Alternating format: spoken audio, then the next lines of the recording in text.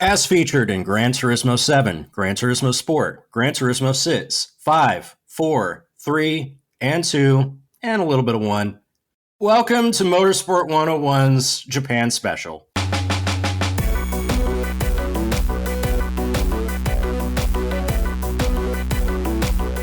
Hey everybody, welcome to episode 430 of Motorsport 101, and I'm your friendly neighborhood host, Dre Harrison. And I give you good news for you fans of the show. This is probably the least you'll ever hear from me on a normal podcast. No! Probably. But don't worry, I've got it covered, RJ. I've got it covered. Yes, this is our Japanese motorsport preview special. It was a great idea from RJ to decide that, hey, we'll dabble in a little bit of Japan to get into, because their motorsport starts over the next, couple of weeks, RJ? That's right. This weekend, by the time you're listening to this, probably it's starting right now, the Super Formula Championship begins its 51st season. And next weekend, the Super GT Series begins its 30th anniversary season. Or 30th season, or 31st, depending on how you count 1993. It's a long story that I don't think we have time to go into on this podcast, but this was a wonderful idea. I'm glad you ran with it, Dre, because it also gives me an opportunity to introduce a guest to the podcast. Yes. Someone who was doing what I was doing as a fanatic of Japanese motorsport, who is eager to tell the stories and the tales that it includes way before I was doing it. He has contributed to racingblog.de. He has also been a commentator for all three of the Supers in Japan, Super Formula, Super GT, and the Super Taikyu Endurance Series. You know him as Gano. He's Jen Sobotta. Welcome, Jens, my wonderful friend, and by this point, my working husband from Germany. That is probably the loveliest introduction I've ever received. Thank you so much. That is flattered. It's a huge honor to be invited to be part of this. Thank you so much, you two. No, our pleasure. And and this was RJ's idea. And as soon as RJ said it, I was like, we got to get Jens on here. I'm like, that's just, you have to nail that in. Jens, welcome aboard. I think you're something like the 37th guest we've had on this show now. So welcome to the Wall of Fame. Tell the good people out there, M101, all about yourself. How did you get to a point where you're covering Japanese motorsport on the reg? Oh gosh, to make a long story short, I've always was fascinated, interested by Japan ever since I was like a little kid, and just browsing through satellite TV and finding like a Japanese news channel and went like, that's interesting. And as a kid, I was also a huge fan of those Godzilla movies. And one thing led to another. Then suddenly in 1992, I saw a commercial for the German Formula One Grand Prix. I was like, whoa, those cars look sick. Who's that Michael Schumacher guy? They say he might win his home Grand Prix. I need to watch that. And I watched it and I fell in love with motorsport. And yeah, those things kind of led to each other. Like the interest in Japan, the interest in motorsport in Japan. They also have motorsport and it's fantastic. They have a huge car culture. And that's how I found all this fantastic stuff. I'm a fan of like Super GT since 2005. And in 2011, I was a little bit fed up with how there is like basically no coverage about Japanese motorsport outside of Japan in English or whatever language. And I decided to, hey, why don't you try to start doing something? And fast forward, now it's 2023. And as RJ said, I went to races in Japan. I got to commentate all the three Super Taikyu, Super GT, and Super Formula races series. I mean, a couple of times, and I'm very honored, and sometimes it still feels like a fever dream, to be honest, but hey, I'm glad to do this. It's my huge passion. Honestly, you've earned it, dude. Like, I tremendously respect the hell out of you as my colleague and as my friend. This is like fantastic. Like, you and I mean, admittedly, I have to take some credit, but we established a bar for the level of coverage that these series get that didn't really exist before the two of us. Of course, motorsport.com's Jamie Klein also came along. So the game's changed, ultimately, like, yeah, we know that like this isn't going to be niche outside of its domestic market, but we're having fun doing it. And if other people want to come along this journey, that's great too. Yeah, I fully agree. I mean, it's cool being in a niche and with more people discovering this fantastic side of racing, because I mean, there is so much more than just F1 or WEC or NASCAR or IndyCar, which I would call the your favorite series, DTM. Which, by the way, you were at the Dream Race in 2019, once in a lifetime opportunity. Wow. Yeah, that was really a once in a lifetime opportunity. I'm so glad that I got to go. It was actually my first trip to Japan, believe it or not. I've been such a huge fan of Japan since forever, since I was like a little child, and never had the chance to go there. And then I used that opportunity for the Dream Race and went there. It was it was fantastic. I even got to interview the Super GT boss Masaki Bando with like an exclusive interview. He had like nobody else doing an individual interview with him. Son of a gun! Yeah, I have no idea how that happened. But I have to thank the fine folks at the GTA that made that possible. The GTA being the governing body of Super GT, in case people don't know, and it was intimidating at first. But I got told that he felt very, very comfortable, because sometimes he actually gets nervous when talking to foreign media. But somehow he was comfortable with me, and it was a lot of fun, and it was a fantastic weekend. And I really hope that in the near future he can go back to a Japanese racetrack to cover the on-track action from location. That only means that you're a great interviewer, Jens, more than anything else. And trust me, like I was lucky enough to get Martin Rundle a month or so ago for WTF1, and I know exactly how that feels on the other end when you feel like, oh my god, is this actually going to go well or not? But I was going to say as well, like, it's one of those beautiful things about motorsport coverage and sports coverage in general. If it doesn't exist, sometimes you just got to do it yourself, and be the outlet that you want to see within the world of motorsport, which is such a diverse and beautiful world, but often it's hard to find. So to be able to bring a small portion of that here, I think it's a fantastic idea. So I openly admit my Japanese motorsport knowledge doesn't extend much more than the Super GT cars I was driving on Gran Turismo 3 as a kid. And it's been a beautiful thing actually replaying that recently on my PlayStation 2 the other day. If anyone's on our Discord server, you'll know exactly what I'm talking about. So what I'm going to do is I'm going to be a student for the next hour or so. And I'm going to sit back and enjoy for the most part, because as you can probably guess, I'm not the most experienced here, but I've got an open mind and I'm here to learn, and I can't think of two better people to learn from than RJ and Jens. But I'll get a quick plug in before we properly get going, is where you can find us. Motorsport101.com is where you can find us. As you may have noticed, it's been a busy weekend in the main line of across the pond motorsports. By the time this goes out, there'll be race reviews on the website for Formula One in Australia, MotoGP in Argentina, because that went up today at the time of recording, and IndyCar in Texas. That was a quality race, by the way. My word.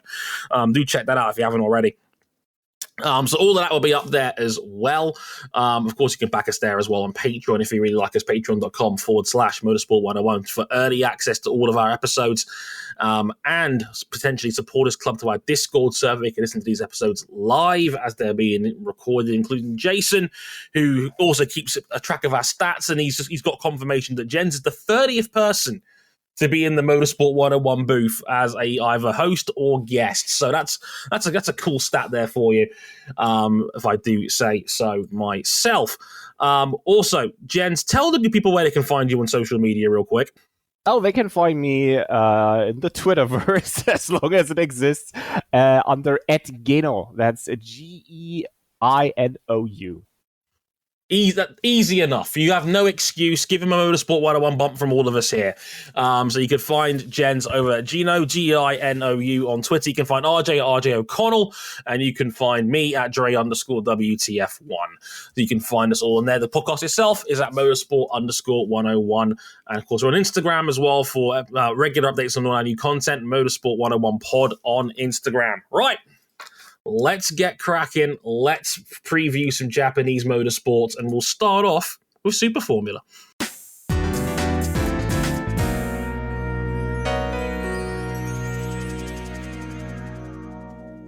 I was about to say as well, we're talking about Super Formula and we're talking about Godzilla movies, and it's a shame that Cam's not here. He'll be I back for the know. Formula One podcast, but this would have been like, oh, Drake, you would have just been able to like put your feet up, sit back, and just like chill for 90 minutes. But yeah. Super Formula starts this weekend. It's the 51st season of Japanese top Formula racing. It is the 28th season of the modern era. There's a modern era, much like the Premier League. Tells you that top flight English football started in 1992. Sometimes Super Formula tends to tell people that this form of racing started in 1996. The most important thing is where to watch it. Now, it's offered on motorsport.tv as part of their premium package, but Jens, they've also launched their new direct-to-consumer streaming service with its own app and unique features. That is correct. A very innovative platform called SF Go. Very easy to remember. This is something they've worked on for the last 2 years. They tested it for the previous season for selected members, and now it's going public, or is public already, rather. And it's a really cool platform because not only do you get all sessions live, so that's free practice, qualifying, and the race, and of course every previous round on demand, you also get live feed from the onboard camera of all drivers. I think they're using 5G technology to transmit the onboard signal. But not just that, you also get live telemetry, live team radio. So if you understand Japanese, it's very cool. And in the future, they have so much more planned. And it's a really cool platform. You can use it on your browser, on your PC, Mac, or whatever you're using, or on your iOS or Android device. And the cool thing is you can test it out for free. So if you register until April 6th, this week, you get to watch the opening round this weekend, which is a doubleheader. So you have a race on Saturday and Sunday live. And then you can decide afterwards if you want to subscribe monthly or annually. They had a YouTube stream last season. The costs are a bit higher because you get offered a bit more, but I think it's a really cool platform, and I think it's very close to the fans. They plan lots of cool features in the future. I highly recommend checking it out. I like it. And like if you don't want like all the extra stuff, Motorsport TV will still have the race. I believe they are going to start airing qualifying as well, because Super Formula's English language broadcast will now be a joint promotion with Motorsport TV. So take that for what you will, but it does mean that you are getting more across both platforms. I like it, and it's good for Super Formula that they're doing this, because much like NASCAR and IndyCar in North America have a popularity gap, Super GT and Super Formula have a popularity gap in their home market. And let's just say Super Formula is coming out on the IndyCar side of things, where they are trying to get fans invest in their sport domestically and abroad. It's a good start. And especially the international side of things, because they realize that, especially with many international drivers also participating in the series. I mean, one of their biggest international stars who then went on to Formula One was Pierre Gasly, and he was fighting for the championship even. And every so often, and we'll be talking about this later, you have international stars competing in this series, and I think they realize that, and they realize that they have to do more for the international fans as well, and not just focus on the Japanese market. And I mean, the Japanese market is tough because Formula One fans, like I say, the casual Formula One fan doesn't necessarily watch other forms of motorsport as well. So them competing with Super GT is not always easy, but I think they're on a good way to get to find the popularity that the series once had, because Super Formula, even in its old days, Formula Nippon days, or like Formula 3000 and Formula 2 and what all their names iterations you're getting back into like the that. peak bubble economy years where Formula racing was huge. It was huge in Japan. It was huge. I mean, when they did the Japanese Grand Prix at Suzuka, they had to use a lottery system because the tickets sold out so quickly. So they had to use the lottery system. You had to get lucky to even get tickets, which is, by the way, something they still do for like concerts and stuff. So it's not like a very foreign concept for them to do that. But it was a bit of a slump. But in general, like motorsport and especially Formula racing in Japan, including Formula One, is getting like a renaissance kinda. It's like Suzuka was sold out last year, for example, which is always good to see. So what's new this year? There's a few new drivers, a few new teams that look a little different compared to what they were last year. But the big thing is we have a new car, the Dallara SF23. It's kind of an evolution of the SF14 and the SF19 that preceded it. If you played any recent Gran Turismos, you will know that the SF19 is a good car, and the SF23 is coming to GT7 here soon. So what's different about it? Well, it's built with more sustainable composite materials, B-Comp to be specific, and it also has a revised aerodynamic profile that promises better quality racing. I must say, it also looks really nice. It's similar to a Formula 2 car. I believe they use kind of like the same kind of tub, like the same crash structure between F2 and Super Formula, but these are lighter cars, they're faster cars, they have better quality control from their engine manufacturers at Honda. I was just about to say, is there any Mechachrome involved? Oh, no. This is Honda and Toyota's baby, and Nissan, they've never been involved in this, and that's a shame, but you still get two of the big three. Instead of DRS, you have the overtake system, which works just like push to pass an IndyCar. You can use it offensively to gain position or defensively to defend it. Every driver gets 200 seconds per race. There's a cool time of just over 100 seconds, depending on track. Now, they used to have the roll hoop flash whenever it was being used, but sadly, they decided it's not going to flash anymore when that's being used. And that's a real shame because Bummer. It's so cool. There's actually a reason behind that, and the reason is because it was used very heavily in a defensive manner, and they want to discourage during that. So basically, when the driver saw, hey, there is someone coming behind me and he's flashing the lights, that means he's on OTS, I better activate my OTS as well. And it's kind of like a stalemate situation, and they kind of want to avoid it. The downside of that is, of course, as RJ said, it's not flashing anymore, and which means that as a fan, you don't know when they're using OTS anymore unless you subscribe to SF Go, because then you will see it in live telemetry, albeit with I think it's a 10 to 20 It's a 10-second delay, lapse. so it's not even as it happens. Like, I thought that was cool from like the spectator's perspective, just to see that flashing. Like, I get why they're doing it, but I don't have to like it. Yeah, it was a highly controversial change. I dipped a bit into the opinion of the Japanese fans, and not many like this change. But hey, let's see. Maybe it actually helps the racing. Who knows?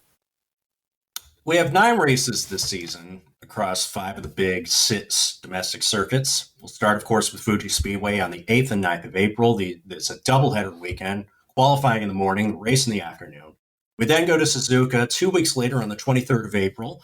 Then we go to Autopolis in the south of Japan and Kyushu on the 21st of May.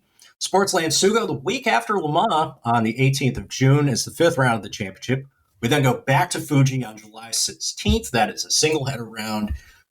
We go to Mobility Resort Motegi on August 20th. That's the 7th round. And then we come back to Suzuka on the 28th and 29th of October. This is another doubleheader round. This is the annual running of the JAF Grand Prix. This is the country's oldest and most prestigious domestic Formula race. Jackie Stewart's won it, for instance, going way, way back in the day, if you want to know how long the lineage of this event is. Obviously, no event pays more points than the other, like the Indianapolis 500, for instance, but this is the one that you probably want to win, especially if it turns out to be the deciding race in the championship. I've got to ask, because I've been ultra pedantic with motorsport calendars this year in 2023 on this show, but how come there's like 2 months between Motegi and then Suzuka at the end? Is there a particular reason for that? That's because of the other series in Japan. That's also, and also the World Championships, like Formula One, And MotoGP, they usually come to Japan around that time, and of course you want to avoid any clashes. So they, since a couple of years now, they kind of do the final round around the Halloween weekend, so it gets like spooky, scary. Because Formula One's in October, and MotoGP Motegi tends to be around October sort of time during the flyaways. Well, that actually makes sense now I think about it. No, that makes perfect sense. Yeah, and we'll have plenty of drivers double dipping between Super GT and Super Formula, and two that are double dipping between World Endurance Championship and Super Formula, and everybody clears out of the way for World Championship rounds. Of course. And it actually gets super rough, the schedule sometimes, especially now when the season starts from like April to May. You pretty much have a race every weekend between the three main series in Japan. And you have not just the drivers who are double dipping or like triple dipping even between those championships. You have engineers, mechanics, teams all involved in them. And they try, I mean, you have personnel in Japan like Masaki Bando who want to help out to make it less stressful for everyone involved, but it's tough. It's not always easy. So having like this break between August and October is actually not a bad thing, I think.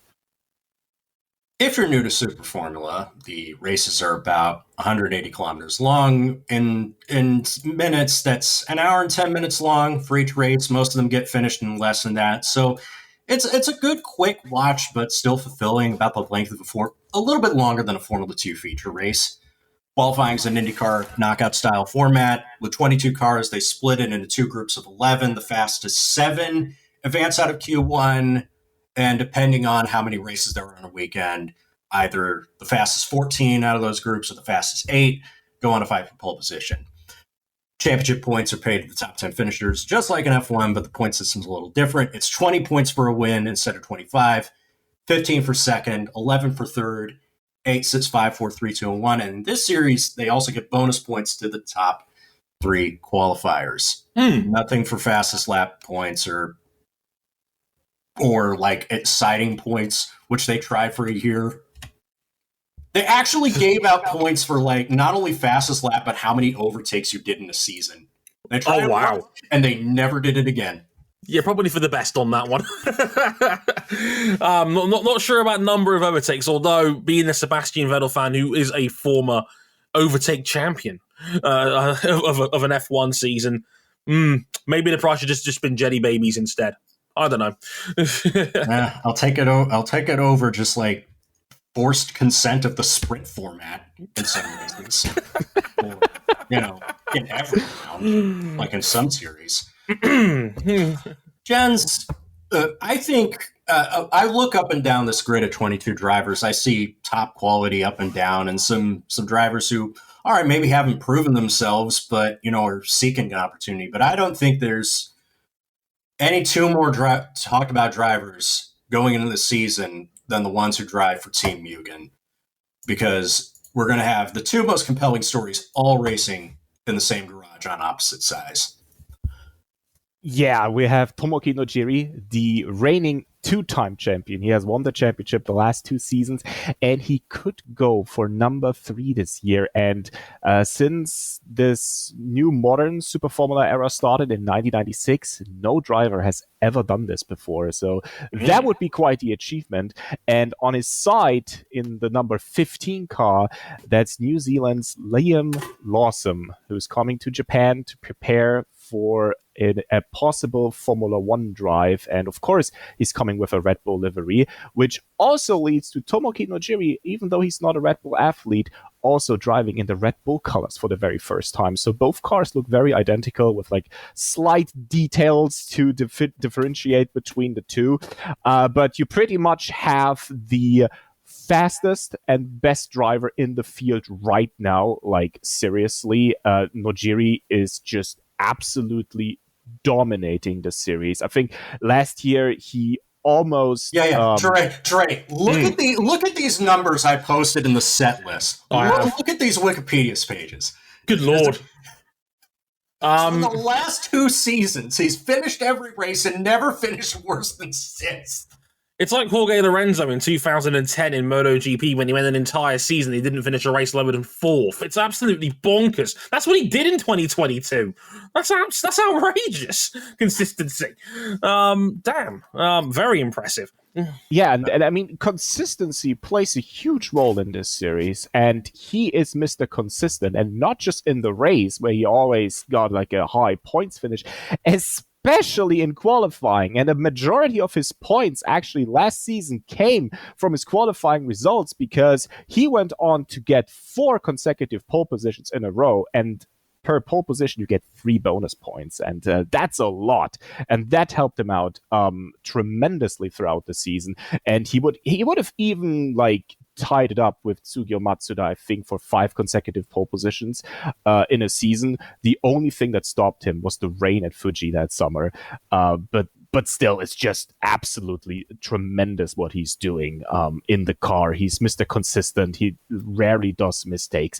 And he's such a humble guy because when he talks about himself, he's not full of himself. He says, like, I'm actually a weak person. I need my friends, my family around me to help me when it's like things are not going well, and how they pick me up. And I'm so thankful to all of their support. I wouldn't be here without them. He's such a great and humble guy, and it's fantastic to have him in the series. And it's not just his racecraft on track, but it's also his skill to analyze stuff. So let's say it's not going well in free practice, and people are like, oh, he looks vulnerable. Maybe this won't be a good weekend for him.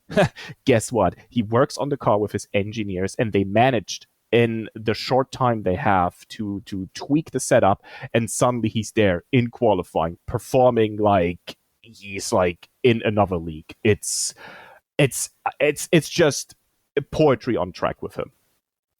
He's an exceptional driver, and he's one of the many that's going to be dibble-dipping in Super GT, so we may talk about him. But look, yes, he's 33 years old, turns 34 in September. He's a bit of a late bloomer, and he has no real lasting ambitions of ever coming to F1. But as we talked about, he can win 3 in a row. Nobody's done that in the modern era, and only one driver in any era has ever done that. That was Satoru Nakajima from 84 to 86. And you could talk about how his Formula One career went in the broader scope of things, but he was the most dominant driver of that era and the first full-timer from F1 driver from his country for a reason. Oh, and by the way, did I mention Tomoki Nojiri was also the fastest driver in the 2-day preseason test? Of course he was. Yeah, but he doesn't want to hear anything about the favorite role, but we will talk about this later, I think, because we need to talk about that car and why it is tricky for all the drivers. But yeah, he was the fastest, and he pretty much said, I just had perfect conditions. But he also showed a rare mistake and crashed. So maybe he looked vulnerable. I don't know. Hard to tell. But yes, RJ said, unfortunately, he a bit of a late bloomer. He came to the series in 2014, won in his rookie year a race at Sportsland Sugo, and then kind of fell off a little bit, and then suddenly like emerged again with a newfound strength, basically, I would say, in 2019, but also 2020, before he went on to dominate the series in 2021. I think his move to Mugen really helped out a lot. It was a 1-for-1 swap. He goes to Mugen. Naoki Yamamoto goes from Mugen to Dandelion Racing, takes an old seat. And so far, it turned out to work out for everybody because they all won championships out of the arrangement. And this is something that he's used to before. He's the teammate of the hot Formula One prospect. But now it's different because back in 2016, when he was teammate to Stoffel Van Dorn, he wasn't the 2-time champion that we know now. Like, he was only in his 3rd year in the series, and the one win they picked up, you could probably have just written off as a fluke. And there were flashes of brilliance, but nothing like we see now. Yeah, and when he was teammate of Stoffel Van Dorn, he even said that he pretty much saw himself in the inferior role. He didn't want to lose to this hotshot coming from Europe with one leg already in Formula One. And he was giving himself a hard time. But I think now the roles are reversed because he's kind of like the master now. And you have this young gun coming from New Zealand, part of the Red Bull junior team, Liam Lawson, who was in Formula 2 and wants to step into Formula 1 and is now getting some experience and mileage in Super Formula. Oh yeah, I think we need to talk about Liam Lawson because it's been a while. It's been a hot minute. I'd say for the first time post COVID, we have a top tier Formula One prospect coming to take a step through Super Formula to try and get to Formula One in Liam Lawson, and he's got the credentials. We all know this. He's a Toyota Racing Series champion. He's won in Formula 3 and Formula 2. He was one contentious first lap incident away from probably winning the DTM title on a lark in 2021. And he's quick. My God, and he's quick. And he's only 20 years old. And I think I want to talk about just like the realistic expectations, because while this is a series that's covered by junior formula publications, and while this is a pathway to Formula One, this is not a junior formula series. This is not designed to be a feeder series. This is more that like IndyCar than Formula 2. This is a true professionals championship where most of the drivers are paid by major automakers to race instead of drivers paying their way in to race. Now, there are exceptions to that, of course, but this is a different environment than Formula 2. And if you go back and look at Pierre Gasly and Stoffel Van Dorn and what they did in 2016 and 2017, Van Dorn won a couple races. Pierre Gasly won a couple races, and if not for Super Typhoon Lan, would have probably won the championship that season in 2017. So it is possible that a driver of Lawson's caliber can do it, but if you throw out the first season back in 1973, there's only been one rookie that's ever go on to win the series title in their first year, and that was Ralf Schumacher back in 1996. He did it in his first season, and then he went to Jordan. And before anybody asks, Michael only made one start before he got the call up to F1. Yes, at Sugo, when it was called the Formula F3000. Formula F3000, that's redundant. F3000. No, I was going to say, like, it's hard to get a read on this because I'm glad you filled this in with that, RJ, because it's like, I think a lot of people in Europe turn their noses up at Super Formula as a feeder series, and that's I know that's a very wrong impression because I think it's perceived as like a series that people are going into to get super license points to top themselves up, before they can fully get ready for an F1 run. I know that's how it's been treated in the past by some drivers, but this is not a feeder series, obviously, right? No, like Liam even said that like one of the big things that he's looking forward to is working in a more professional environment where you have more engineers and more people to work with than you do in F2. Like compared to Super Formula, F2 teams are like a skeleton crew compared to what you have, and that's what Van Dorn and Gasly liked about it as well. But it also means the competition is going to be a lot tougher. Like, you look at some of these guys and you think, oh, these are dudes who couldn't hack into Formula 2, let alone Formula 1. But no, like they know this. They know this inside and out. Like, it's not going to be easy for him to go in and win the championship. And he's very humble. And that's not a dig at Lawson. That's just a big thing is like, this is hard.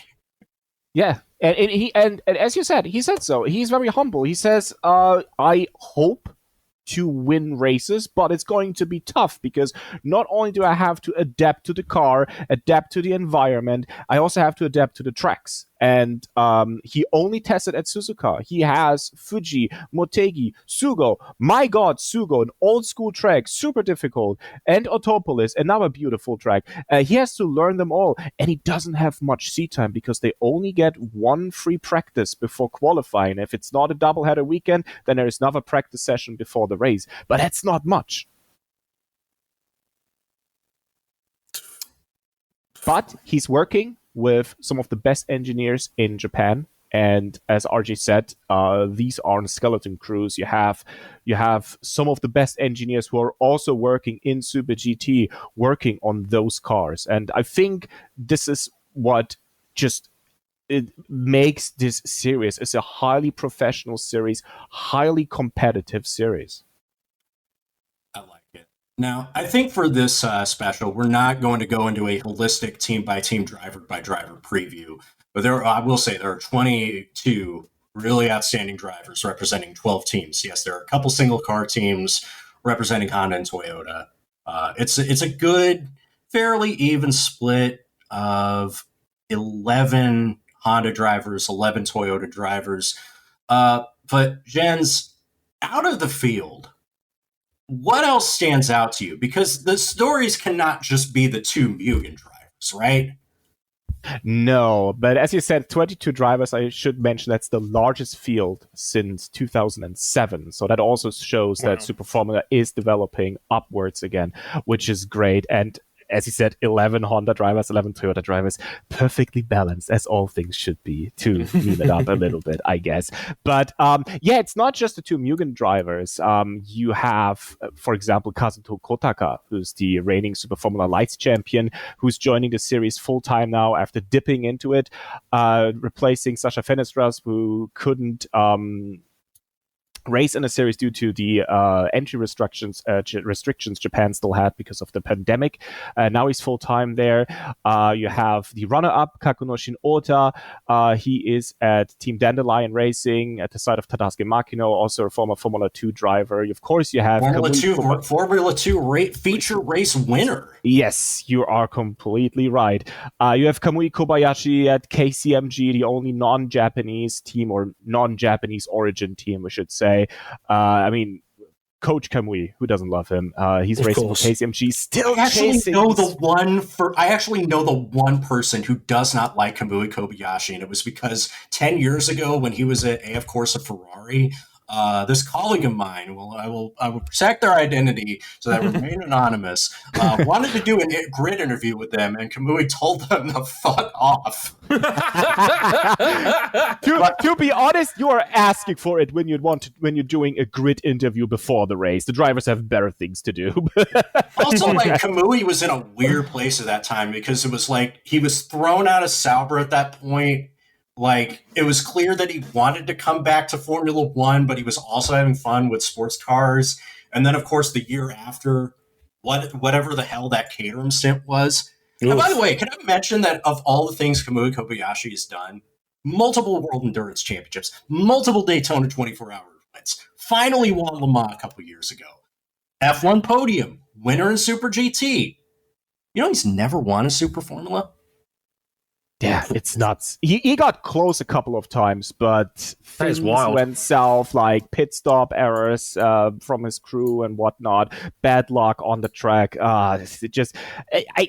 Maybe this year they changed up their internal structure a little bit, and maybe this year will be the year. I mean, he says if this doesn't work, then it might never actually work.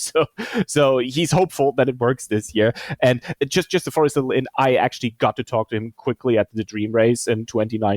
Very cool guy. I'm pretty sure I was like the 1,000th person who asked him, why are you driving for BMW? And he told me the story. Because as a Toyota works driver, why are you driving a BMW car here at the Dream Race? It's just, it's great. He was just sitting there, like all the Japanese journalists around him. They were laughing. They were having fun. And they were like, do you have a question too? Do you want to join in? I was like, that's very kind of you. Thank you. And it was great. But speaking of the World Endurance Championship, we also have the Le Mans winner and the WEC champion, Ryo Hirakawa, driving for Inpul, a championship He's grown up so fast. He's grown up so fast. He debuted as a teenager 10 years ago. That was also the year where Toyota had to pull the plug and be like, you're not driving a Honda-powered Indy car, even if Dale Coyne wants you to come drive a Sonoma. Yes. Yes. Yeah, he had to be like, hey, if you want to do this with us, then you cannot do this. I'm sorry. You have to stay with us here at Toyota. I think big Ryo Hirakawa believer pretty much since that moment. Now he's a world champion. Now he's a Le Mans winner. Now can he win a Super Formula title? Because he's come close, second in 2020, the year he almost won the double, and third last year behind Nojiri and Fenestras. Yes, and I think he will be a contender again this year for sure. I mean, Team Inpul, legendary team. I mean, Dre, you said you played Gran Turismo. You know the blue Carlsonic car from JGTC and Super GT. Oh, do I? That is Team Inpul, and they are also active in Super Formula with a Toyota engine, not with a Nissan engine. They are. You've ruined it. They are working.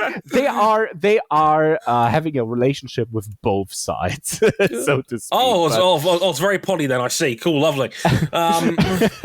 And when we talk about other drivers, I mean, of course, we have Giuliano Alesi, who won in 2021 in only his second race in a rain-shortened Autopolis round. It was, sorry for the language, pissing cats and dogs. Yeah. It was insane. I'm sorry, but Giuliano is like the most discoursed driver on the grid, I feel, because he has won in the series. He has won in Japan. He has carried backmarker GT300 teams in Super GT to results unforeseen. But there is the perception about him that he's just here because his dad is John Alesi, his mom is Kamiko Goto, an even bigger star in Japan than John Alesi is, and he brings with him lots of money, and you know, the perception was that those factors were the only reason why he beat out another driver to that seat to stay in the series. I'm like, last year was not good for him, but I've seen that he can be better than that. Yes, he can definitely be better than that. And I think he showed that in 2021 when he was filling in for Kazuki Nakajima, who couldn't make most of the rounds because of his World Endurance Championship involvement, because there were like lots of clashes with the race dates, unfortunately. So Giuliano was doing Super Formula Lights that year, fighting for the championship and finishing as the runner-up, and also doing Super Formula, which meant double duty on the weekends with two different types of cars. It was kind of insane. But he had like a really good season. And then last year, he only finished in the points once at the second round at Fuji. We also started with a doubleheader there on P8. 3 points at the end of the season. That's the second last position. It's not good enough. It's not good enough, especially not when you drive for Toms, who are I like to call them one of the Death Star teams together with Inpul and Mugen. They are championship contenders. They are one of the big teams. I mean, if you want to go with IndyCar terms, you have like Ganassi, Andretti, Penske. They're one of those. They're the guys with the Castrol Supra. Yes, those are the guys. I love that you translated this into Gran Turismo talk for me. I love this. And they had champions with, most recently with Nick Cassidy in 2019, with Andre Lotterer. Large appendage nendage, baby. Let's go. Yes. So they are one of the great teams. And his teammate Ritomo Miyata, he finished fourth in the championship. So that wasn't good enough. And Archie, since you mentioned that some people think he's only in the series because he has that star factor, there is a little truth behind it, because him and Ukyo Sasahara were kind of in a shootout for that Tom's cockpit. Sasahara being a Honda driver who was a little bit fed up how he got treated, and then left as the first Japanese driver to leave Honda in, I think, like 17 years. It's been a hot minute. There was a big transfer. 15 years. Yeah, and like after testing, like everybody seems very positive that Sasahara is going to get the seat, but no, it goes to Alesi, which then of course makes it very funny that they end up as co-drivers in the same GT500 car this same season. Oh, by the way, Ukyo Sasahara is going to be testing the Toyota Research and Development car this year. So he is very serious about getting on the grid next year. Yes, he pretty much got that role from Toyota. Then, okay, you will be the development driver for our development vehicle, because Hiroaki Ishura, two-time champion of the series, got appointed as the new team director for Rookie Racing, which is the team that the former Toyota president, Morizo Akio Toyoda, founded.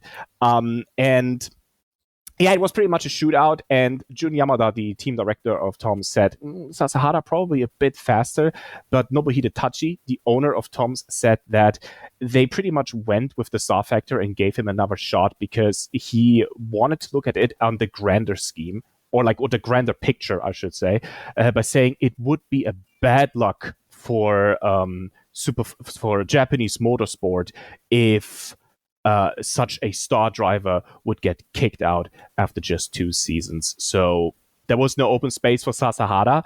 And since then, Alesi seems much more relaxed. He had a better outing at testing, and I think he will have a better season this year for sure.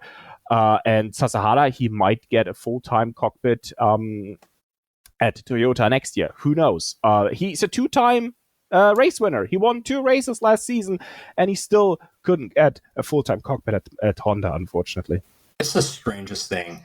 Just a few other stories I want to talk about before we wrap up this portion and move on to the other super.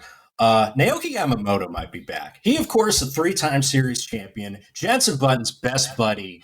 One time, Scuderia Toro Rosso free practice 1 driver. Had a bit of a slump after he joined Nakajima Racing 2 years ago, but he won a Motegi last year to kind of get back on the board, and he was second fastest in the preseason test. There is also an interesting driver swap within Honda. Last year's Rookie of the Year Ren Swato is going to be Yamamoto's teammate at Nakajima Racing. Pause for laughter if you know the story of the 2021 Super GT finale. And Toshiki Oyu leveraged his entire future in the series to go to TGM Grand Prix. This is the old Team Go Racing. These are the organization that helped Alex Palou get his foot in the door in IndyCar. This is the organization that won GT 500 titles. They've gone through a rebrand because they lost Red Bull sponsorship, and there was a worry that they may not race at all. But they made the trade. And Oyu was thinking, these guys have the resources to take down Team Mugen. I'm very curious about that. I'm also curious about the other 2 foreign rookies in the series because they kind of look like it kind of looks like a discard pile from the surface, but they do have very fascinating stories.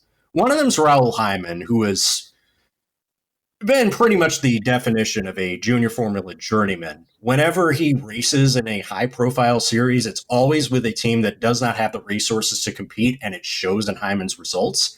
But last year, after being out of racing for 2 years because of the pandemic, he won the Formula Regional Americas Championship. That got him a sponsorship from Honda Performance Development of Japan and got him a Super Formula drive with BMAX Racing alongside Dre, your best buddy, Nobuharu Matsushita, who, by the way, the Prince had the pass of the year. Go back and watch last year's spring race at Suzuka. He stormed through the field and sealed it with a Raikkonen on the last lap to win it. Beautiful. So it Hyman's was there. Great race. Yes, it was a great race. Hyman is there. So is Shem Bullock-Basi, the esports star. Did a partial schedule in F2 last year, got some big backing from his home country of Turkey, and then that all fell to shambles, so he's back looking for another opportunity in Super Formula. And actually, because of the Turkey and Syria earthquakes, there was possibility they might not even get to race at all, but he is going to race. He'll be the first driver from his country to do so.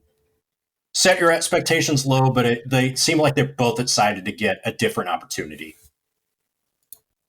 Yeah, I'm really excited about TGM Grand Prix because the organization behind that's pretty much effectively running the team is Servus Japan. That's a maintenance garage. And they were actually working with Team Mugen until 2021. And then they went separate ways last season. And I mean, Mugen was still on top of everything. And Toshiki Oyu actually said that to beat Mugen, he has to go with Servus Japan. That's why he allegedly, we don't know for sure, but the rumor is that he apparently even said to Honda, no, I'm not driving for Dandelion Racing. I want to go with Servus Japan. And they said, well, you're on your own then. And so he had to find the funds to make it.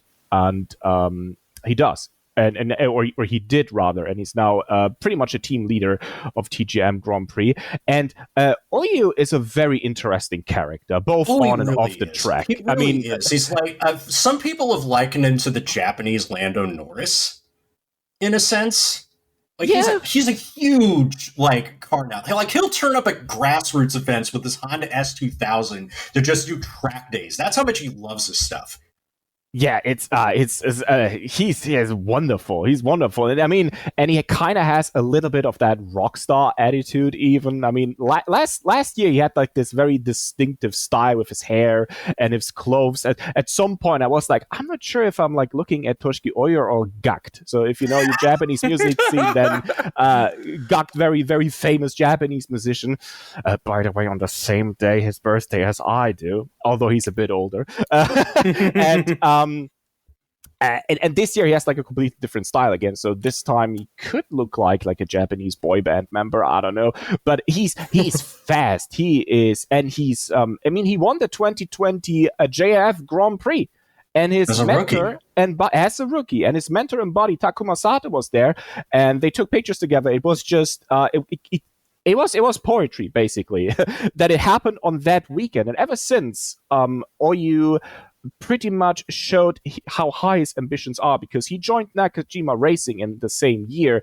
And of course, he was the second driver to Naoki Yamamoto, but Naoki Yamamoto was struggling. And then he realized, I'm actually faster than him. The team should treat me as the number one driver. But that didn't really happen. So he wanted to actually leave Nakajima Racing and is now trying this new thing with this technically new team, which may or may not work out.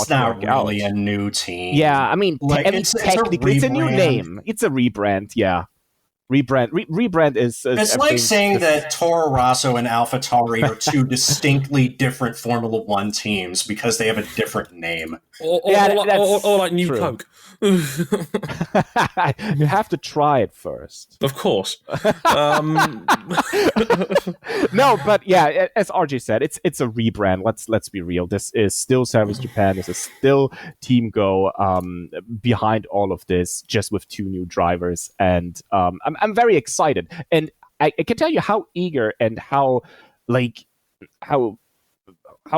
Oyu wants it, because he was fighting for pole position. I think it was at Motegi last season, and he was dominating qualifying, but he didn't get it at the end. And he got out in Q3 after getting P2. He got out, sat on his car for several minutes, head down, just deeply thinking about what just happened, and that he just couldn't.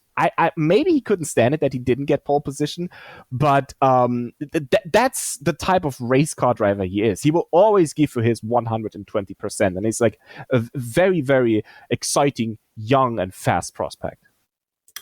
I like him. And can I also say as well, there's two other drivers I think they're not only going to win their first races in the series, but take a huge step forward. One of them is Tadasuke Makino, who was super, super consistent last year and did everything but win a race. And so too did Ritomo Miyata. Again, super consistent, pretty much scored all but 3 of Tom's points. They're due their first wins, and I think they're going to come, and when they come, they're going to come by the bushel. I'm looking forward to Super Formula this year. I don't know who's going to win this championship with the new car, but that's part of the feeling of it. There's a couple that really stand out, but, it still could be anybody's game. Yeah, definitely. I think we should mention the car really quick. You already talked about it, that it's using carbon neutral parts to reduce the carbon dioxide emission, which I think is great. I think it's about 75% they said with the decomp material, which is, I think, is a great step into the future. They also wanted to use a carbon neutral fuel similar to Super GT, but because the cost for this new car and new parts, this new aerodynamic package they have, is just too much for the teams. They decided to postpone the introduction of carbon neutral fuel. However, there's also a new tire by the sole supplier Yokohama, which they call a carbon neutral racing tire. It has this green mark around it. So it's not made with a Waiuli like the Firestone IndyCar tire. Yeah, I was about to comment on that. Yeah, and that tire is made out of 33% recycled and renewable raw materials. And the mixture of all those things, because Super Formula was developing this car for over a year. They were pretty much testing at every track before or after the races there. And the idea is to reduce the downforce of the car, because they want the cars to be able to follow each other much more closer. And so they went with the idea to reduce the downforce. There's a small question mark behind all of this, how it's going to turn out, because there are drivers like Nobuharu Matsuda and Tadasuke Makino, and even the new appointed Toyota development driver Ukyo Sasahara, who said, because he was standing in for Kenta Yamashita because he couldn't test at all because of the accident. Yeah, I forgot to mention, we had a driver who had a big crash at Suzuka in January. Kenta Yamashita, really talented guy, GT 500 champion, but he got out of his car after hitting head on in the barriers at 130R, then went to the hospital. He couldn't get out of bed for a month. Oh, yeah. And that, by the way, happened in a GT500 car, not in Super Formula, we should mention. But yeah, he unfortunately had to miss on Super Formula testing. Same with Kakunoshin Ota, by the way, the rookie, who had a crash at the same corner just 2 months earlier, also at the Super GT test, unfortunately. And I think both were due to tire failures. The details never got really declared officially, but I think there were tire failures. There were hard hits. Ota was very lucky that he escaped serious injury, but again, I don't care how much runoff you put there or how you reprofile the corner. 130R is dangerous if shit goes wrong. It goes wrong, and if you hit those sponge barriers, the car tends to flip, which it did in both cases.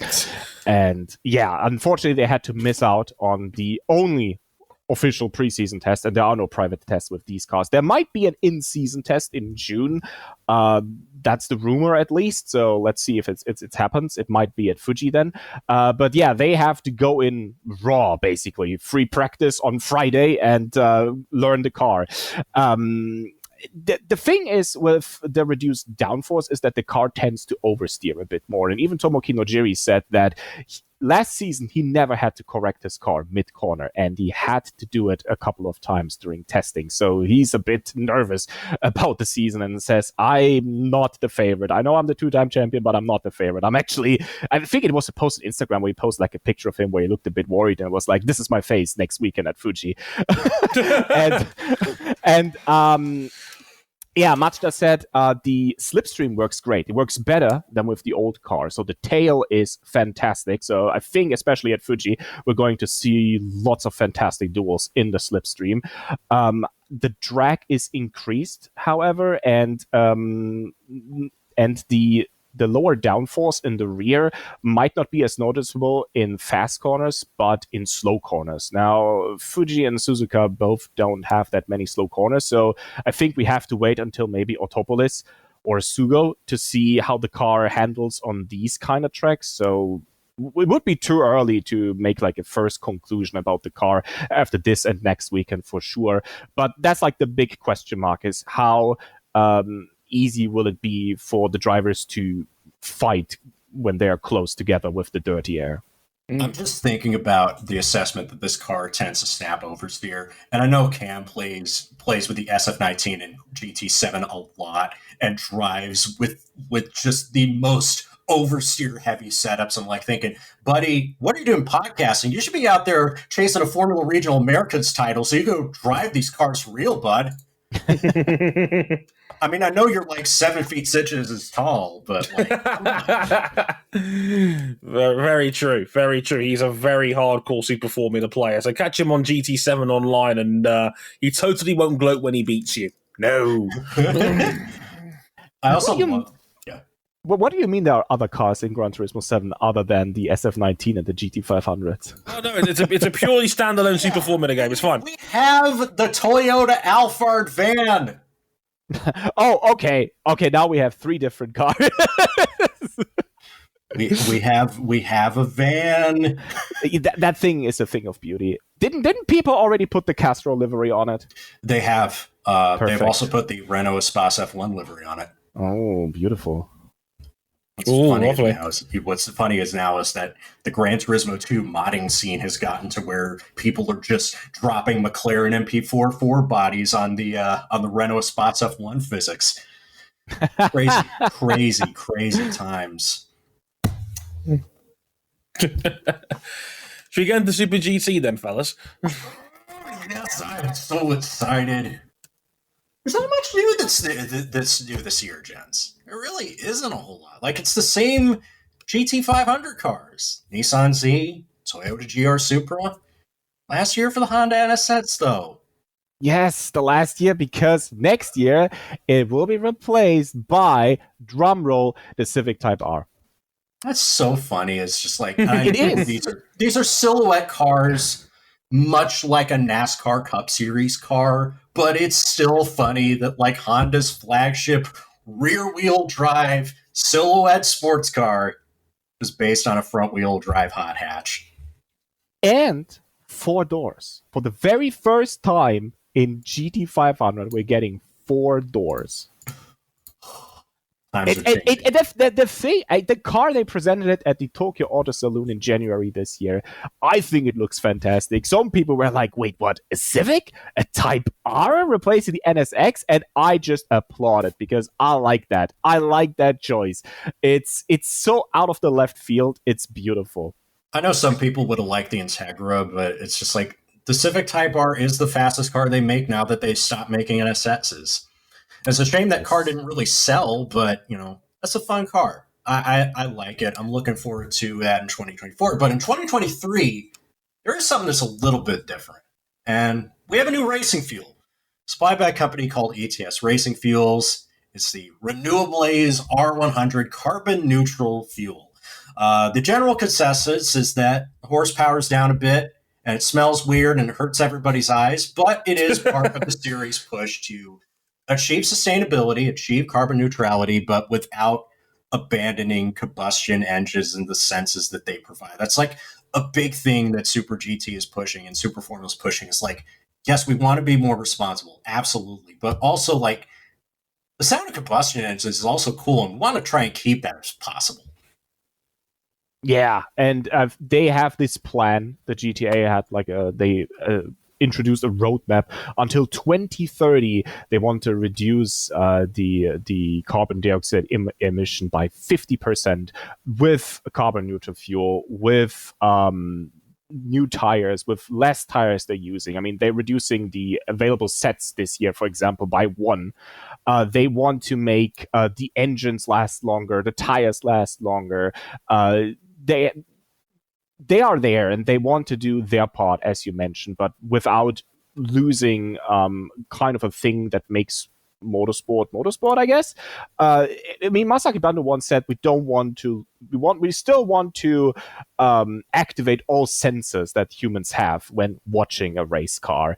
And the thing with this carbon neutral fuel is they didn't get much test time. I mean, the GT500 teams, yes, they did like in the labs they did tests with the engines, and they had a test in November at Motegi, which was original planned for August at Suzuka, but due to shipping delays, because you know what's going on in the world, they had to delay it until November, which meant only a small number of GT300 teams could also participate in that test.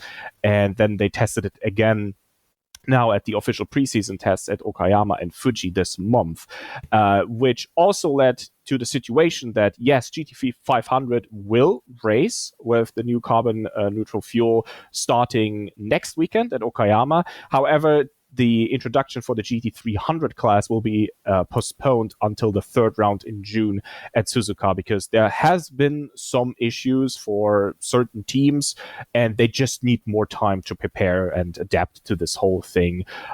So the statement by the GTA is we want to give them more time because we have so many different manufacturers, car types, and engine types in that class that they just need more time to prepare for this new kind of fuel. And I think the smell probably very subjective. I mean, I've read people say I didn't notice anything, while others said it smelled like pee. So I guess your mileage may vary. I think the eye burning thing, I think they got that into or rather under control. I think they didn't burn it enough at the first test in November. I think that was like the huge issue. At least the Honda GT project leader Saiki-san, he said that might have been the issue. I think they got that under control at least. But yeah, this is like a learning process. They are stepping up. They're not just saying, hey, we're doing this in a couple of years. No, they're starting right now as the first major championship in all of Asia. And I think that's very commendable. As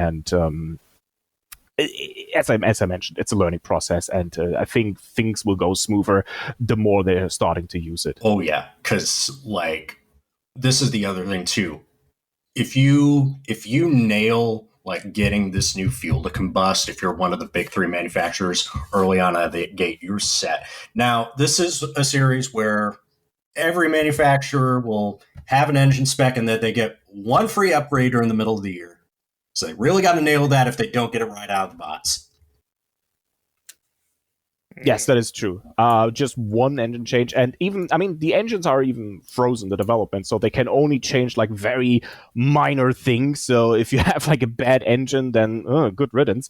But we know that even minor things can mean a lot to those teams. And I mean, as I mentioned, you have the best engineers in Japan working on those engines, on those cars. It's not a cheap series to compete at. It's actually quite expensive. They want to control the costs and they want to keep the costs down, but the whole development process, Honda, Toyota, Nissan, they're putting a lot of effort and money into this. There is like this prestige to win this series, to be the best of the big three. And last year, it was Nissan who managed to do that in the debut year of the new Nissan Z. And with Team Inpul, with the blue Cowsonic car, with the blue car. The last year where Cowsonic is prominently featured on the car, because that is true. Their parent company Morelli decided we're going to retire the brand. There's going to be a Morelli, formerly Cowsonic, sticker on the car. I do find it weird that they've also written Morelli in a different typeface to what the Morelli logo is. But at the end of the day, it's still the same shade of blue, and it's still the same team that you know and love. It's just going to take a little bit different. It's going to take a little bit of time to get used to, is what I'm saying, Dre. It certainly sounds like it. It's like when they took it's like when Jeff Gordon's car, they took the DuPont decals off and replaced it with that Salta and Chromax Pro. Oh, just not the same, is it? And I mean, you now have to say instead of the Cowsonic Inpul Z, it's the Morelli Inpul Z, and this is something you just have to learn. I probably will with muscle memory type Cowsonic, even though it's wrong. Yeah, like trust me, even NFL core commentators still have to put a quarter in the Washington football team jar every now and then. Oh, yes, that is very true. That is very, very true. For very different reasons. The calendar at a glance, it's been 8 rounds for a while. It's still 8 rounds. The season starts at Okayama, the former TI Circuit Aida, on April 16th. Then we get to round 2 of Fuji Speedways on Thursday, May the 4th. This is the Fuji Golden Week race that SuperGT has during their national leisure holiday season at this set date. It is arguably the most prestigious individual race on the calendar. Again, the series does not like to promote one race as being more important than any of the others, but if you consider the history of this event, it's arguably the one that I would say if I want to win one, it's probably this one. We go to Suzuka on the 4th of June, the week after the 500 and everything else on the calendar. We have a little bit of a layoff in the summer, and then we come back on the 6th of August, back to Fuji Speedway. And then 3 weeks later, on the 27th of August, we go back to Suzuka Circuit in the late August calendar slot, once associated with the Suzuka 1,000 kilometers that was part of this calendar for years and years, and the Suzuka 10 hours, which was its successor until it was put in a permanent limbo because of COVID and the SRO and GTA butting heads, but that's neither here nor there. We then go to Sportsland Sugo on the 17th of September. Autopolis hosts the penultimate round on the 15th of October, and then the championship ends at Mobility Resort Motegi on the 5th of November. There are 3 300-kilometer regular races, and there are 5 450-kilometer semi-endurance races. These will have 2 pit stops with refueling. The format was a success when they did it 3 times last year, so they decided, let's do it 5 times. Both the Suzuka races, both the Fuji races, and the race at Autopolis will all have this longer distance. I see. Very excited for Autopolis. Interesting, because that's basically 1.5 times an F1 race at 450 kilometers. That's interesting. I didn't realize they were doing that now. Yeah, this is basically their push for making the engines and tires last longer. So it's an interesting thing, because like when people talk about like how do we make this more sustainable, let's have the cars run less, and they're actually like, let's have these cars more so that we can encourage these manufacturers to make shit that lasts longer. Yes, because, and we should mention this if you have never watched a Super GT race, and this is like an enigma in the world of motorsport these days. We actually have a tire war in the series, and in both classes, and especially in GT500. We have Bridgestone, Michelin, Yokohama, and Dunlop, or Suitomo tires, fighting for who's the best. And let me tell you this, they are putting everything into this. The tires are gold. If you don't have the tire work properly, then your chances of winning the race, I don't want to say they're like pretty much into the bin, but it will be very, very tough. You have an 8 1/3 chance of winning any given race if you're not on the right tires. And yeah, this is one of the last few major series that has open tire competition. Now, people have feelings about tire wars as they've been applied to other series in the past. Somehow, and I don't know how they do this, but they do things without getting way too far ahead of themselves and causing like a major sporting catastrophe. Gosh, I wonder what you mean with that. My family didn't travel hundreds of miles and spend thousands of dollars to watch a glorified car Bridgestone tire test at Indy. No. Oh gosh. But because of that, because of the open tire formula, these are the fastest non-hybrid sports cars in active competition. They're capable of going faster around Fuji Speedway than the hyper cars in similar conditions. Now, they have control tires from Michelin, of course, and a lot of them, the good ones, have their hybrid systems. But these can match up with any of the LMDHs. They can match up with any of the Le Mans hypercars. They're that quick, and they're driven by some of the best drivers. And then you get to GT300, which is its own kettle of fish with 3 different regulations rolled into one class, and they all somehow work through a mixture of balance of performance. It somehow works. It is fascinating, but yes, it somehow works. You have the stable of sports car racing, I have said, especially in custom racing, the FIA GT3 cars, which make up the majority of the field. We're talking about you Nissan. see these all the time. Yeah, we talk about Nissan GTRs. Okay, you're not seeing those all the time anymore. We're talking about Honda NSX. We're talking about Mercedes AMG. We're talking about that new BMW M4, M6. I always get confused with those. The big ship. M4, the big ship. And then you have the GTA GT300 cars. Now, those are pretty much originally constructed cars, not that cheap in production, but very, very exciting to watch. We're talking about a GT300 version of the Toyota GR Supra. We're talking about the GT300 version of the new Toyota GR86. And this year, because we had to say bye-bye to the fastest Prius in the world, unfortunately, but we still get our hybrid-powered racing car with the new Lexus LC500H, the big newcomer by APR, and a very fascinating-looking car. Personally, I like it. I like how it looks. I know some people have different opinions, but I like how it looks. In its proportions, let's say, but you know, this is essentially the successor, the Prius successor. It's quick. It solves a lot of headaches that they had with the old Prius. And I want to show you just a picture of Dre, I've shown you a picture Yes. from Takeshi Tsuchiya. This is how much they actually keep of the old mainframe of the production cars. Because, yes, you have to build it around the cabin of the road car that it's based upon, Sure. but there ain't much of it left.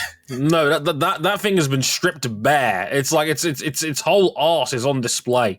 They're also putting it back together actively because they had a crash in the final preseason test. Oh, Yes, a big one, unfortunately. oh yeah, But the beautiful thing is, teams immediately came to them and was like, "Hey, where can we help? Where can we pitch in?" It is not the first time they unfortunately had a crash, and there are teams like there are APR and other like organizations. They come to them. They're like, "Okay, let me help you out with this." It's I mean, I called the Super GT paddock like a big family, a family that is competing against each other, but still has like this family atmosphere. And I said that, and I told that Masaki Bando, and he pretty much laughed and was like, "You should come here at a championship weekend." But you know what? I saw the backstage footage. I still stand by my opinion that it still feels like a big family. Maybe a bit more in GT300 than in GT500, where it's a bit more still like, you know, they are still sitting together, have like cracking jokes and whatnot. But of course, nobody is sharing their like secrets and everything. Makes sense. But still, I still stand by that. It's like a big family. And can I also say as well, and I hate to be thing versus thing Japan better guy, but it is also refreshing to follow a sports car championship where you don't have constant balance of performance grumblings being a persistent storyline in the racing. Like, yes, there are teams that will say like RBOP's not so great or what have you, but it's never to like the point where it feels like it's just constant sniping like it is in IMSA or the World Endurance Championship. And you also don't have grumbling about plastic silvers because they don't use the metal system. They're in GT300 especially, they're just like, okay, just pick whatever drivers you want. It's an all-pro category in that regard, and there's very few of those left in GT3-based racing. And it works. It works splendidly. I mean, if you want to compete, you have to pass a rookie test, and then you're good to go. You need a racing license, you'd have to pass the rookie test, and then you're good to go. So, as Archie said, it's a pretty much pro category also in GT300, but you still have some amateur drivers left. Maybe there were former champions that were racing in the 90s and are now considered amateur because of their age, or like gentlemen drivers, rather. Yeah. But still, it works. And both GT500 and GT300 are highly competitive, and you can never tell ahead of a race weekend to be like, oh yeah, this team is going to win. Even after qualifying, you cannot say for sure, this team is going to win, because the races are so unpredictable. Not just because of the tires and everything, also because of the racing action. I mean, multi-class racing can produce the wildest things, obviously, but you have so many like side by side, door to door, like close fights. It's a beauty to watch. And we should mention the balance of performance of those GT300 cars, which includes the third car concept. We should mention that is the mother chassis. That's like an old idea to basically use the GT300, which was formerly called the JF GT300 concept, by giving them a common chassis. Or like a standardized chassis, and then you can pretty much, within the regulations, build your own parts around it. There's only one car left. That's a Toyota 86 as well. Team Mark is using them. You will immediately spot it because it had that beautiful Speed Racer inspired livery on it. And there might be a next generation mother chassis in the near future. It's like something they have in development for quite some time, but it's due to the pandemic and other things. Development hell. Yeah, and development hell, it pretty much lost some of its priority status, but I think it's coming in the near future. I'm pretty sure. But yeah, you have those three car concept fighting together, and the SRO actually is making a Japan-specific balance of performance for the GT3-based cars. So they're not using the same balance of performance that they're using in the GT World Endurance Championship in Europe, for example. No, it's a Japan-specific balance of performance that has influences on the track characteristics, on the air in Japan, on the fuel that is being used, on the oil that is being used. And this is definitely the way to go. They tried to do their own BOP first, the GTA.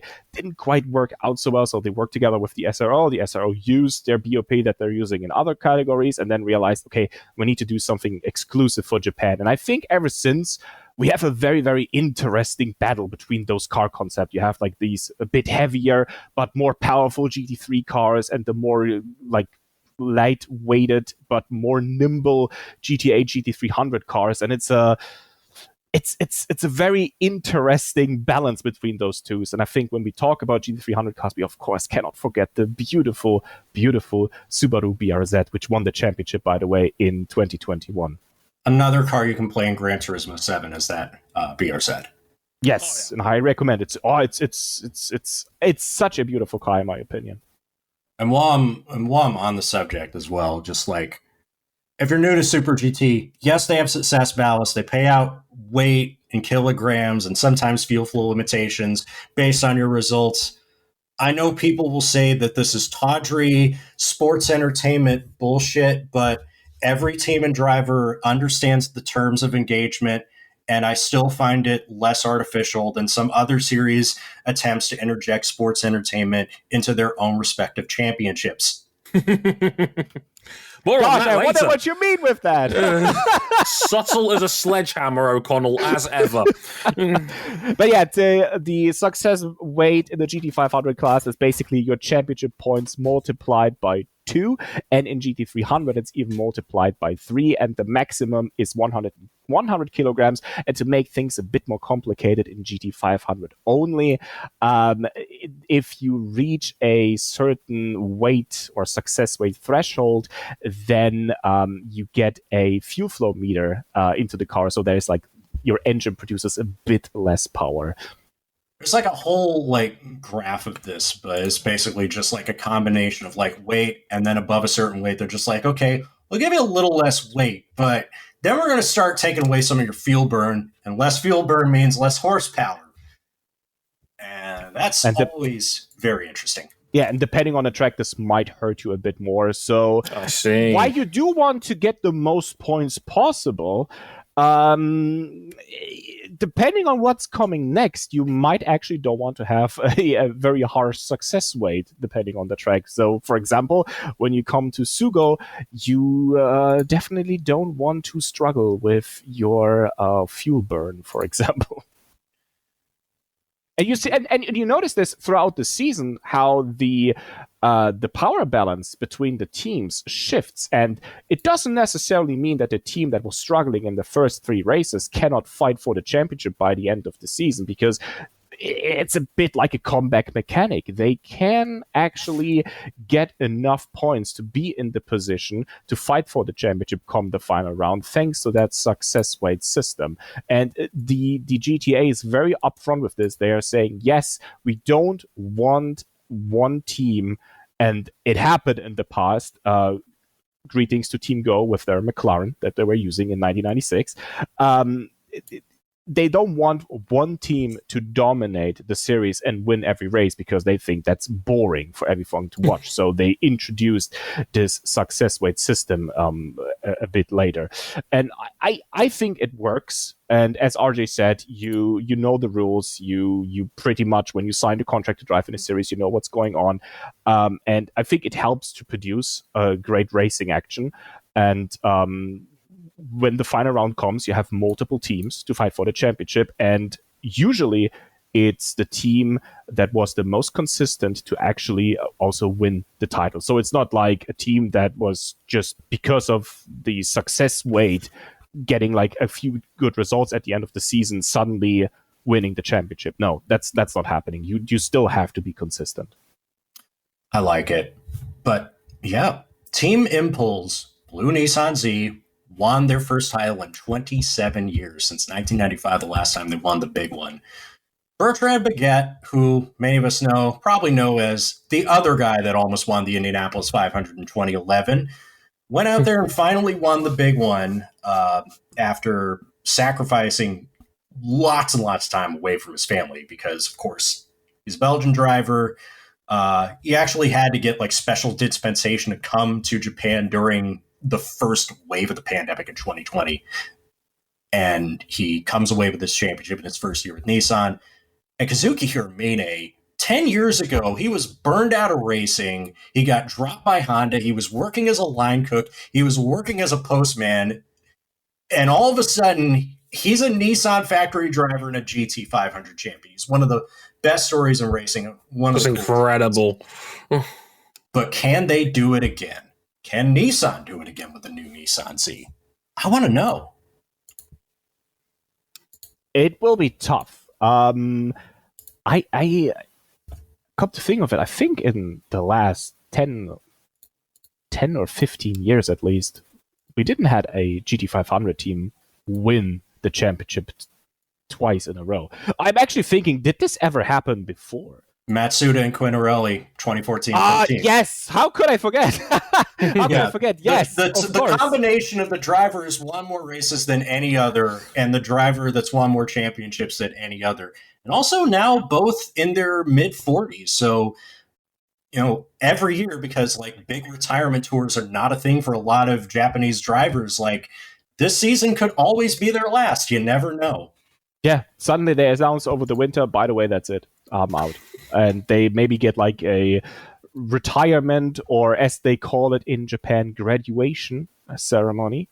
And that happened for Juichi Wakisaka, for example, a 3-time GT500 champion, got the nickname Mr. GT because during his prime, he was incredible. And I mean, he's a character, on and off the track. And he was incredible. But yeah, over the winter, in secret, they decided, okay, that's it. I'm not doing another season. And then at the Toyota presentation of their roster and everything, they gave him a flower bouquet. And he said, that's it. I'm graduating from motorsport, or rather as an active driver in the top tier categories.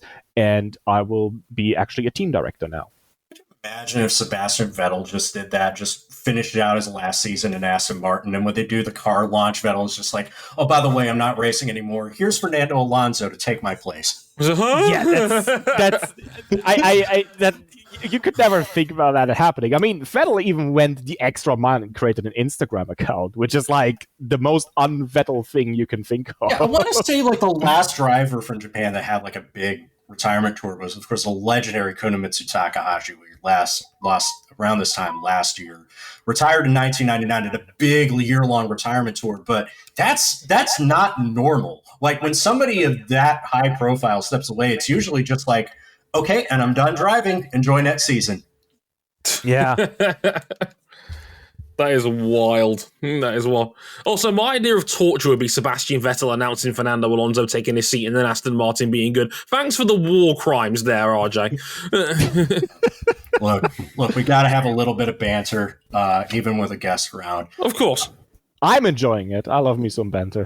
I know we've gone a little bit long, but there are some other interesting things that happened this offseason. There was a merger between teams in GT500. ARTA and Team Mugen came together, and it's just hey, instead of being 2 single-car teams, we want to just be a 2-car team. ARTA is the team name. Mugen's running trackside operations. Bridgestone supplying tires to both. That was big. We talked about Ukyo Sasahara going from Honda to Toyota. He takes Sasha Fenestraz's spot at Tom's, and Kakanori Nota is moving up from GT300 to GT500 with Toyota. With Honda. We were supposed to have another driver's mate to step up to GT300, Kyoto Fujinami, but what we will only term as behavioral issues, that kept him stepping up with Nissan this year, and he will be a reserve driver. So basically a pit wall ornament. The basic story is he had to just keep a long story short. He runs his own team in a grassroots series. Him and another member of the team got into an altercation. that happened right as he was testing a GT500 car. He's already apologized. Nissan's already said their piece. They're willing to move on, but it's just like, that's just weird.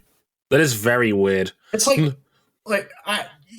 like prolific athletes have had scandals happen in the off season, but it's just like, you never expect this to like happen. Where it's just like, hey, one of your 2-time defending series champions got into an altercation within his own team. It's just internal beef. Like what's going on there? Holy shit! Yeah, the thing is in Japan, a scandal, no matter what scandal, can kill off a career, no matter in what career path you're taking, and we don't know the full details. I mean, we know rumors, and we know where the rumors are coming from, but Fujinami did apologize, which I guess pretty much confirms that at least a big portion of those rumors are true. And it's a genuine apology. If you read that, it doesn't read like an apology like by some dude going into a forest with a camera. It definitely didn't sound like that. I regret to inform you that dude can still bump. Yeah. I still wanted Seth Rollins to stomp the shit out of him, by the way. Yeah, me too. It doesn't read like an apology. It's like, sorry if you were offended. Sorry you're offended. Sorry to everyone I offended. No, he actually said, look, I fucked up, and I'm a victim of the Los Angeles Dodgers cancel culture, and that's why I'm taking my talents to Yokohama Stadium. RJ, you're a very bad man. Stop that. Back in the corner, RJ. Enough. Obviously it was. Yeah, and he said he's working on himself, that something like that never happens again. And Nissan accepted that, and now he has a reserve driver role in GT300. Not in GT500, but GT300. But I don't know what would happen if one of their GT500 drivers suddenly couldn't make it to one race, if he would still get the chance.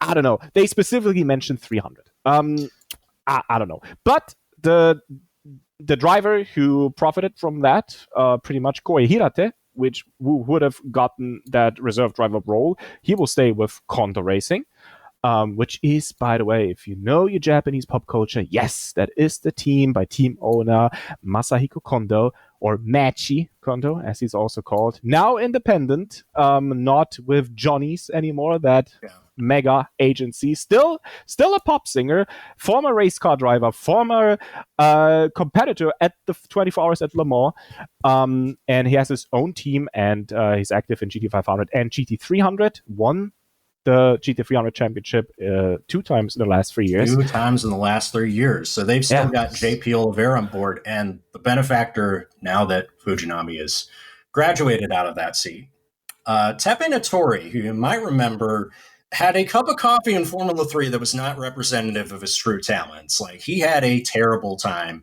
out in Europe, but he did come through the Honda system. He was runner-up in the 2018 Formula 4 Japanese Championship. The guy finished behind some short-statured fella who now drives for a clothing line. You may have heard of him, Yuki Tsunoda. Natori is that good, but after things kind of fell apart with Honda, he's now changed allegiances to Nissan, and he's probably now the next in line to succeed any one of Nissan's old guard, should they decide to step away.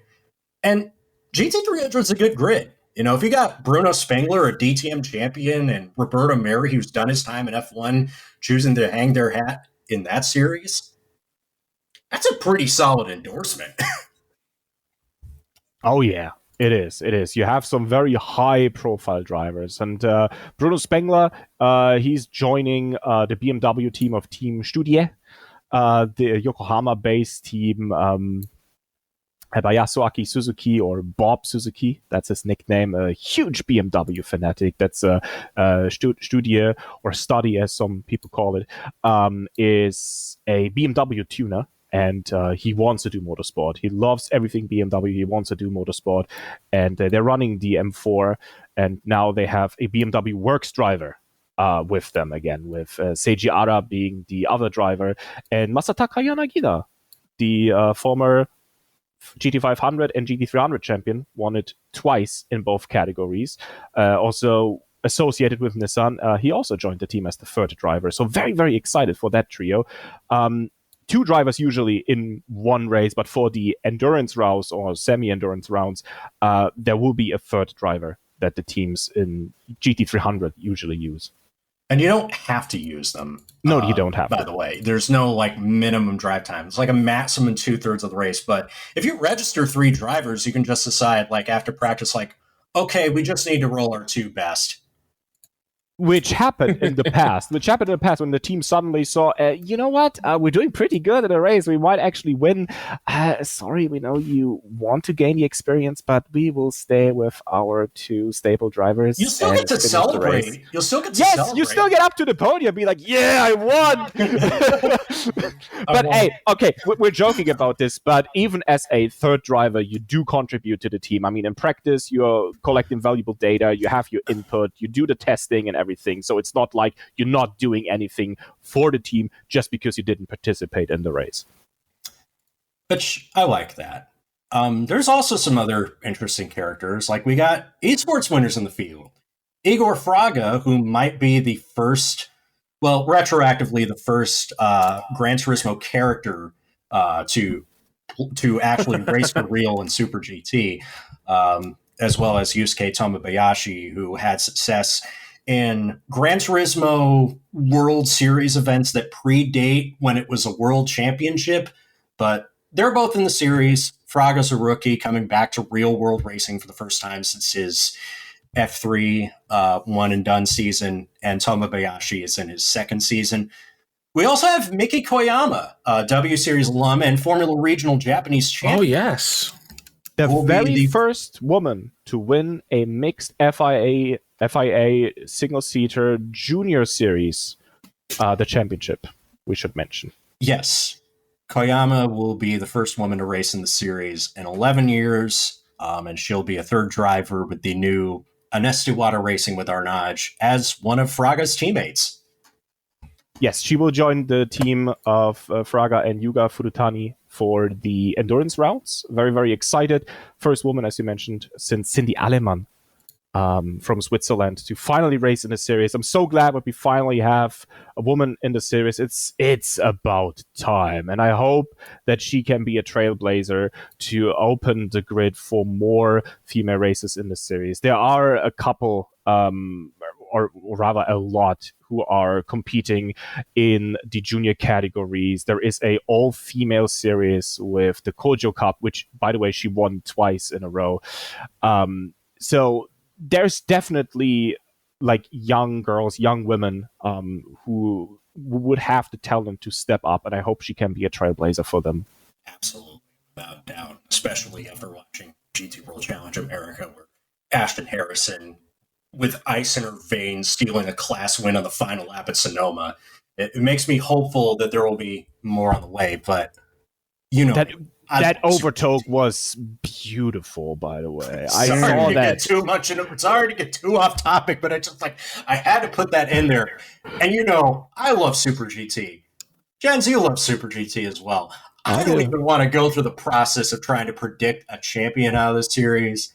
I just want to see how it all unfolds and hopefully tell 8 wonderful stories that come together in a one epic novel. Definitely. And I think we mentioned it at the early portion of this segment. It is so hard to predict. And I mean, we could talk about like in testing how Honda seems the strongest, with Nissan being the number 2, but then and Toyota apparently struggling, but suddenly being strong in the wet again, which was a surprise because their wet tire wasn't as good as Michelin's innovative lateral groove tire, which they introduced last year. We're having wet weather tire pattern wars and shit going on. It's wild. Yeah, Dre, last year the Sugo race was the first wet race since 2019. It was raining cats and dogs. I had the honor to commentate that race. It was a lot of fun. And the 2 Michelin teams, both Nismo cars, they were just dominating that race because Michelin has a new lateral groove wet tire, which just blew out the competition. And now Bridgestone and Yokohama and Dunlop, they brought their own versions of that tire. And we had a wet weather test at Fuji 2 weeks ago. And suddenly that advantage that Michelin had might actually be gone. But then a tire might work in full wet conditions, but when it's damp, then another tire might be better. And you can only register one wet tire specification. So it's so hard to predict. That's why I love this. Like, yes, you never know who is going to win. Like, yes, there are some teams that are just like very happy to be there. You know, if they finish in the points or even just finish every race, it's as big as a victory for them. But for the most part, it is competitive up and down the grid. I love it. I think it's worth committing crimes against your sleep schedule to go out of your way and watch it. I think it is worth potentially paying a few bucks a month to go out of your way to watch it. Likely by the time you'll hear this, you will know that this will be on motorsport.tv once again for another season. I stand by it. I stand by Super Formula as well. I think you should go out and watch all the supers. Stay up late. Get up early if you have to. This is good racing. And I think you will be richly rewarded if you take the time to do it. And hey, if you're not a big fan of just like watching it live, both the series upload their races later on so you could catch up later. Indeed. Well, sounds like a great plan. Should I wrap this up? Should I do the outro thing? I'll do the outro thing. Huge thanks once again to Jens for coming in and talking. I mean, I was just sitting back soaking this in like a true king, and it was magnificent stuff. So thank you very much, Jens, for joining us. Brilliant as ever. Again, you can follow him at Geinou, Geinou on Twitter. Please do give him a Motorsport 101 bump from us. So huge thanks to him for that.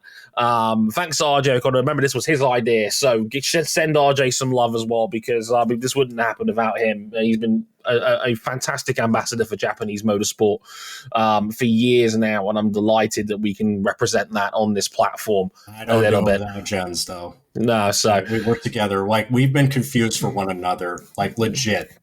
It's a funny story that we can get into after the podcast, but that actually happened. Confused for one another. Brilliant stuff as ever, gentlemen. Thank you very much for joining us. Places you can find us one more time are on Twitter at motorsport_101. Our personal handles at Dre_WTF1 and RJ O'Connell as well. Cam will be back in literally next episode to talk some Formula One in Australia, because nothing of note happened in that one. But nothing at all. But yeah, all of that is great. Again, please check out motorsport.tv as well for all your Super GT coverage, hopefully over the course of the year. And of course, like I said, follow Jens on Twitter at Geinou. Please follow him. He's a fantastic guy and a delightful person to be around as well. So do follow everybody involved. I've been Dre Harrison, and I've sat back and let these gentlemen cook for the last 101 minutes. Great number, if I do say so myself. And it's been a great time. So again, please check out Super GT and Super Formula if you get some time over the course of this summer. I've been Dre Harrison. They have been RJ and Jens. Until next time, thank you very much for listening. Sayonara.